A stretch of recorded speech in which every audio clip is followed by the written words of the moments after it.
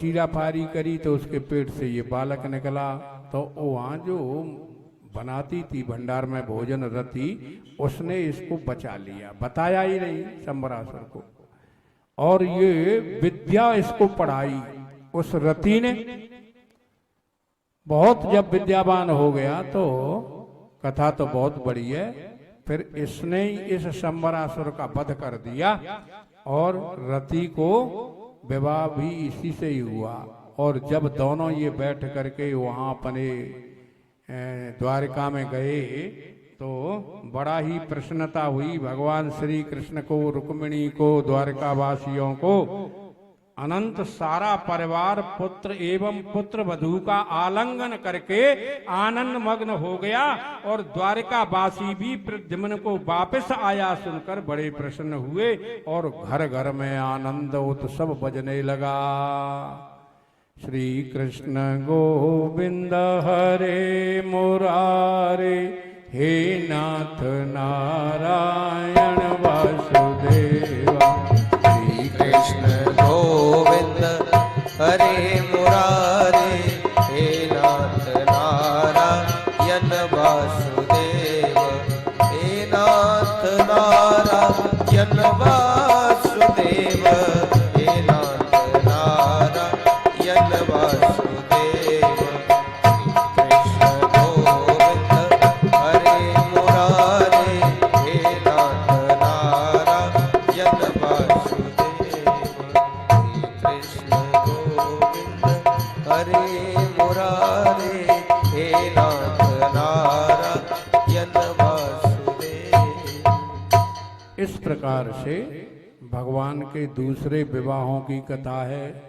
सत्यभामा और जाम्बती दोनों का विवाह हुआ। ये सत्यभामा जो है सत्राजित की पुत्री है। ये जो सत्राजित यादव था, इसके पास में सूर्य भगवान के दिए हुई एक मणि थी, एक बटलोई थी। वो सबामन सोना रोजाना देती थी इसको। ये प्रार्थना करता था, मंत्रभूत करता था, तो इसको सोना देती थी। भगवान की बात ऐसी यही, इसका कलंक लगा दिया कि प्रसेनजित को भगवान, ये इसका भाई सत्राजित का भाई प्रसेनजित शिकार खेलने के लिए गया, वो उसके पास थी, तो कह दिया कि भगवान ने मरवा डाला है, लेकिन उसे शेर ने मार डाला था। वहाँ जामवंत जो थे वहाँ घूम रहे थे, तो वहाँ देखा तो उस मणि को वो ले गए और जाकर के उनकी बेटी थी जामवंती, उठा करके लाए थे। वे भालू तो थे ही, लेकिन उठा करके किसी राजा की पुत्री को ले आए थे और वहां पर उन्होंने बड़े प्रेम से पाला था और उस मणि को दे दिया था। तो भगवान श्री कृष्ण पर जब कलंक लगा तो भगवान श्री कृष्ण ने ढूंढना प्रारंभ किया और गए तो उसके पग चिन्हों पर गए और जाते जाते एक गुफा तक वह चिन्ह चला और वहां पर पाया भी उसका चिन्ह। और जाकर के उस जब गुफा में श्री कृष्ण भगवान ने प्रवेश किया तो देखा जामवंत बैठे हुए हैं। हाँ, उन्होंने कहा भाई इसमें कैसे आए तुम, युद्ध करो। भगवान ने कहा करो। युद्ध हुआ है, विस्तृत युद्ध हुआ है दोनों में। जब हरा दिया है जामवंत को तो कहा है भगवान तुम आप रामा अवतार में राम थे, मैं आपका सेवक था, आप कृष्ण भगवान हैं, वही अवतार है आपका, इसलिए मैं यह मणि और जामवंती तुम्हें प्रदान करता हूं। भगवान की कृपा हुई, लौट करके आए। उस मणि को सत्राजित को बुला करके दे दिया गया भगवान श्री कृष्ण ने सभी भरी सभा में कि भाई ये अपनी मणि लो। अब तो वो बड़ा लज्जित हुआ और कहने लगा कि ये मणि भी लो और तुम जो है मेरी बेटी सत्यभामा से विवाह कर लो। अपनी बेटी को दे दिया और मणि भी प्रदान कर दी। भगवान ने कहा नहीं, मणि तुम रख लो, पूजा पाठ करो, हमें सोने दे दो करो। हम पूजा पाठ में इतना निपुण नहीं है, आपको युक्ति याद है, सोना जो उगलती है उसको हमें दे दिया करो और कोई बात नहीं। सत्राजित को मणि देने पर भगवान का कलंक मिथ्या हुआ और जामवंती और सत्यभामा से विवाह हो गया भगवान का।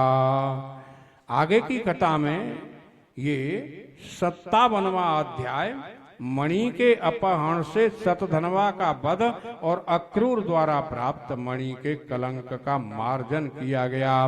इस प्रकार से ये कलंक दूर हुआ। भगवान श्री कृष्ण का कालिंदी आदि 5 कन्याओं से आगे और विवाह हुआ।